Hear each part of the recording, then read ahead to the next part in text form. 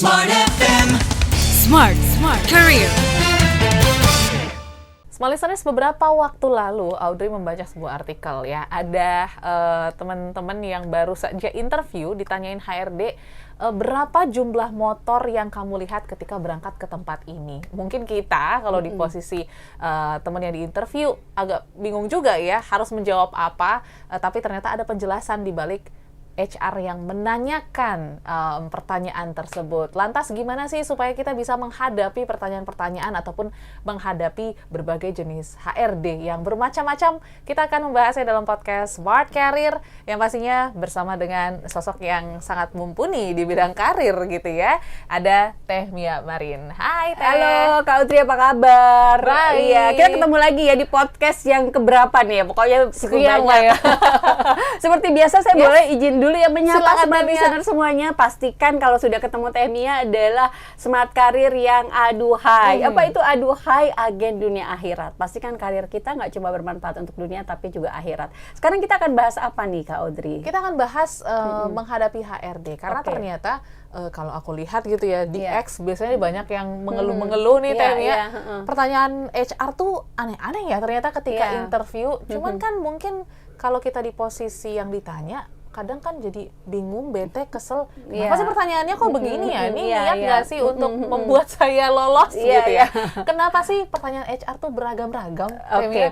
karena gini, sering sekali kita terima CV-nya tuh bagus banget kan. Oke. CV itu cinta pertama. Betul. CV-nya tuh keren banget, tapi pada saat kerja tuh zonk gitu ya, benar-benar nggak sesuai dengan di CV. Akhirnya kita coba screeningnya dari mana? Dari interview gitu. Dari interviewnya itu mungkin lebih mudahnya adalah SWOT ya. SWOT itu singkatan kita strength-nya apa nih? Strength-nya kan kalau dibutuhkan oleh perusahaan, communication skill itu pertama kali. Oke. Karena bicara interview, kita pertama kali ngeliatnya adalah dari SWOT gitu ya, dari strength-nya adalah communication skill-nya. Setelah itu kita juga perlu tahu kelemahannya dia apa, weak-nya Weakness, apa gitu. Kita sering sekali bikin pertanyaan-pertanyaan yang kelihatan dia lemah gitu ya. Oke. Nah, dalam kondisi lemah gitu, itu seperti apa? Karena di perusahaan itu kan kita nggak seperti dunia drama yang semuanya kayak bagus-bagus aja. Justru sebaliknya gitu ya, Yes. banyak peperangan di situ.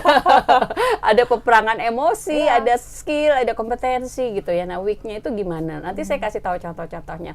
Setelah itu juga opportunity. Opportunity adalah bagaimana kita bisa mengeksplor orang itu sampai sejauh mana bisa kita tempatkan di satu posisi. Selanjutnya bicaranya T-nya adalah threat, ancaman-ancaman gitu. Nah, bicara strength, pertama kali bicaranya communication skill. Pastikan teman-teman kalau ketemu HRD jangan menunduk. Nah, Menunduk, oke.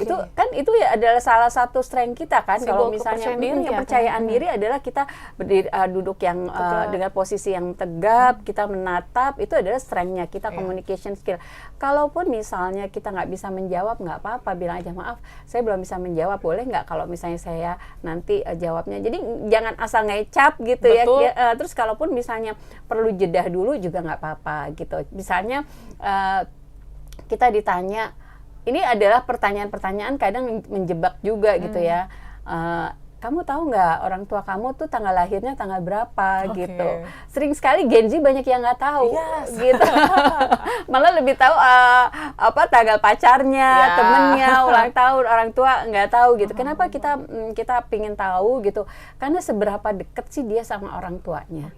Kekuatannya, bondingnya itu seperti apa gitu. Dan itu kan sebenarnya nggak ada di CV ya gitu. Terus nggak ada juga hubungannya sama pekerjaan gitu. Nah, untuk smart listener kok ada ya pertanyaan kayak gitu, atau misalnya nomor sepatu bapak kamu berapa sih? Oke. Kesukaan makanan kakak kamu apa sih? Kan jaka sembung banget ya. Betul. Itu adalah strength-nya bahwa kekuatan keluarga adalah bisa menentukan kemajuan karir juga gitu. Itu adalah salah satu misalnya referensi. Nah, kalau misalnya kita merasa pede, kita langsung jawab. Tapi kalau nggak jawab, mohon maaf saya lupa, boleh nggak nanti saya coba cari tahu gitu. Pokoknya kita menunjukkan bahwa kita ingin menjawab itu, tapi mungkin ada usahanya dulu gitu ya.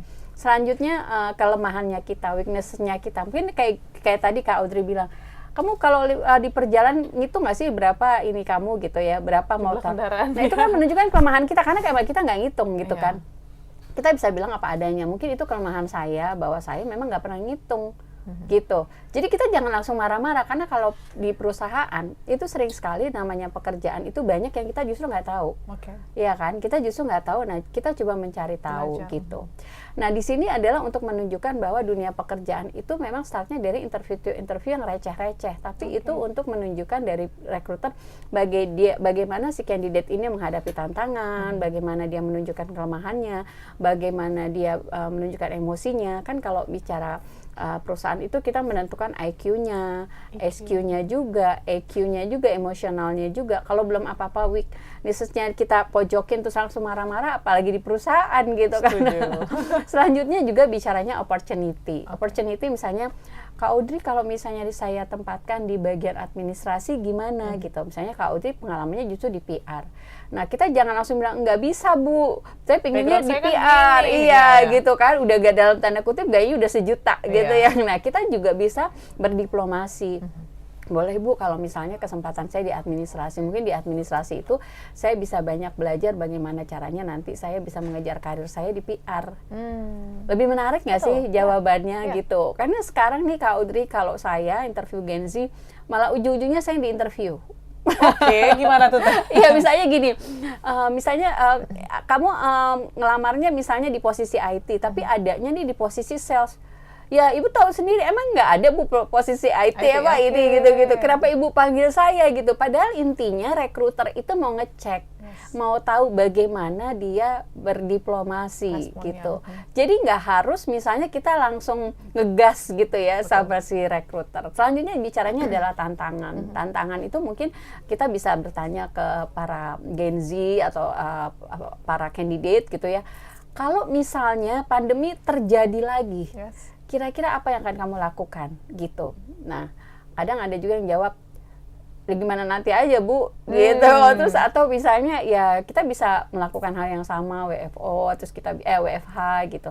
Terus kita bisa melakukan pakai Zoom. Jadi ada solusi-solusi yang ditawarkan gitu. Jadi kalau misalnya ada pertanyaan-pertanyaan dari HRD yang terkait tantangan, jangan kita langsung ngegas terus kita nggak tahu. Kita bisa langsung berpikir adalah solusinya. Karena kalau bicara HRD fokus ke rekrutmen, interview, kita mau ngelihat analytical thinkingnya, problem solvingnya, terus juga emosionalnya, bagaimana dalam kondisi tertekan gitu.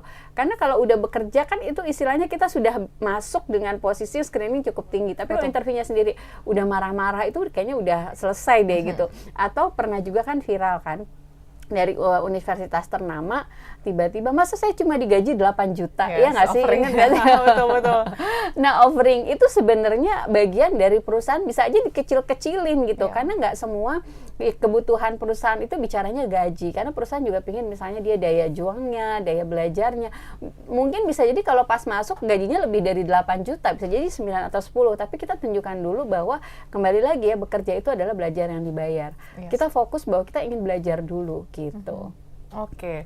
Jadi ini insight yang menarik ya untuk kita yang mungkin sedang dalam fase menemui HR yang beragam. Nah, mungkin satu juga yang menarik Mbak Mia, karena kan nggak semua HR itu orangnya ramah gitu ya. Ada yang mungkin membuat karakter agak kaku gitu, atau mungkin ada yang membuat santai kayak ngobrol sama teman gitu. Nah, gimana sih kita untuk bersikap gitu ya, supaya apa yang kita katakan, apa yang kita lakukan, baik dari gesture, ini tepat nih untuk semua jenis HR dengan karakternya masing-masing. Iya, pokoknya yang jadi prinsip kita sebagai pencari kerja adalah mindsetnya saya selalu bilang belajar yang dibayar. Kalau bicara belajar yang dibayar, kita suka nemuin guru yang killer, yang asik, yang menyenangkan, yang menyebalkan gitu. Tapi karena kita perlu ilmunya, berarti kita tetap harus menghadapinya gitu kan. Nah, bicara stylenya itu kadang juga di style. Kayak saya misalnya, saya lagi nanganin perusahaan, misalnya let's say perusahaan Jepang. Itu perusahaan Jepang itu kita harus serius, dan pertama kali pertanyaannya apa? Golongan darah kamu apa? Golongan darah, kenapa tuh Teh? Karena biasanya perusahaan Jepang itu suka nyari karyawan itu yang golongan darahnya sama. Misalnya bos mencari sekretaris gitu ya, atau misalnya bagian keuangan mencari tim keuangannya. Saya golongan darah saya, saya pingin tim saya juga golongan darah O, oke. gitu. Nah, kalau misalnya kita sebagai pelamar kerja gitu, terus kita nggak tahu golongan darah, udah selesai tuh, gitu. Ini pengalaman pribadi ya, Yes. bisa jadi belum tentu semua perusahaan Jepang ya, gitu. Tapi ini pengalaman pribadi. Jadi perusahaan Jepang juga nggak bisa tuh kita ketawa, selamat pagi, tapi harus stylenya tuh harus kaku, harus benar-benar Saling serius, menghormati. saling menghormati, gitu. Ngomongnya juga, nama kamu siapa? Itu kamu gitu ya, Ya. sebenarnya kalau itu kayaknya nggak gue banget nih gitu ya, tapi karena kebutuhan dan Betul. memang kan perusahaan Jepang cenderung kan straightforward gitu ya. Nah, kita sendiri juga menghadapinya harus tahu juga budaya-budayanya. Oh, kalau budaya perusahaan Jepang tuh seperti ini, budaya seperti ini gitu. Kadang budaya perusahaan Jepang itu misalnya kita datang, saya juga selalu kasih tips juga gitu kan. Karena mereka kan selalu nunduk, ya gitu ya. Tapi kalau kita nggak pernah nunduk, berasa ini juga kayaknya dari perusahaan merasa attitude-nya nggak Yes, oke. Padahal betul. bukan karena attitude-nya nggak oke, karena Culture nggak yang tahu beda ya. masing-masing dari budaya perusahaan. Nah, kalau misalnya perusahaan media cenderung lebih santai, lebih santuy, bahasanya juga lebih nyaman sebagai teman gitu ya. Kalau perusahaan multinasional biasanya pertama kali udah bicaranya bahasa Inggris gitu. Kita sudah harus mempersiapkan interview di perusahaan yang mana gitu. Kalau di perusahaan Jepang ya nunduk-nunduk aja walaupun kita nggak pernah gitu ya. Nunduk-nunduk. Harus Karena ini dilakukan iya, ya. karena ini bagian dari budaya gitu, budaya. Dan kalau misalnya kembali lagi kita nyebar CV, kita sudah dipanggil gitu sama orang yang tertarik sama kita kan langsung kepo kan, wah gimana nih supaya kita diterima gitu. Nah, kita harus tahu juga gitu sih. Jadi tips dari saya memang pada saat kita interview itu semua yang disampaikan oleh rekruter ujung-ujungnya untuk kebaikan kita juga gitu. Even misalnya tadi HRD-nya galak, bisa jadi setelah selesai interview Nggak jadi karyawan galak ketawa-ketawa kok. Iya, bareng. Cuma betul. itu membuktikan bahwa ini gimana nih pada saat dia ketemu dengan orang-orang di luar ekspektasinya dia survive gitu. nggak Betul. sih gitu ya. Dan pastinya juga tadi satu poin yang bisa di-highlight untuk Anda juga bisa kepo dulu terkait dengan culture perusahaan. Betul. Supaya juga akhirnya Anda bisa menunjukkan lah ya Anda tuh ternyata juga apa ya, fit lah dengan culture dari perusahaan yang Anda lamar. Seperti itu ya Teh. Karena pernah juga nih pengalaman ini saya handle di perusahaan media, perusahaan advertising gitu ya. Sementara yang ngelamarnya itu pakai dasi, pakai jas gitu ya, mau interview gitu kan, terus diketawain sama lo mau kemana gitu. Jadi intinya dia nggak tahu budaya perusahaan. Jadi pada saat interview nggak usah lama-lama, udah selesai gitu. Karena kenapa? Karena orang media tuh cenderung asik gitu ya, nggak usah pakai ribet-ribet. Jadi itu sayang banget waktu yang harusnya interview worth it cuma karena tadi kembali lagi fair tadi ya, fashionnya nggak nyambung gitu, udah selesai. Jadi memang pada saat melamar nggak cuma kita seneng antusias dipanggil interview gitu, tapi kita usahakan sesuaikan dengan budaya perusahaannya gitu. Betul. Dan jangan lupa untuk tingkatkan selalu EQ, IQ, dan SQ supaya bisa tenang menghadapi segala situasi yang datang kepada Anda. Dan pastinya terima kasih Teh Mia. Terima kasih. Insight-nya. Begitu juga small listeners, kalau misalnya mau request tema gitu ya, boleh banget. Silakan boleh komen aja di kolom YouTube kami ataupun di Spotify, dan pastinya Anda juga bisa saksikan episode lain bersama dengan Teh Mia. Kalau gitu kami pamit, sampai jumpa dan sukses untuk Anda. Smart FM. Smart Career. Make your future better.